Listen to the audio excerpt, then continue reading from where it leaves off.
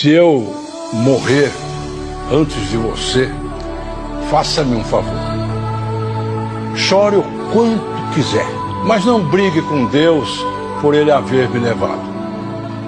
Se não quiser chorar, não chore. Se não conseguir chorar, não se preocupe. Se tiver vontade de rir, ria. Se alguns amigos contarem algum fato a meu respeito, ouça e acrescente a sua versão. Se me elogiarem demais, corrija o exagero. Se me criticarem demais, defenda. Se me quiserem fazer um santo só porque eu morri, mostre que eu tinha um pouco de santo, mas estava longe de ser o santo que me pintam.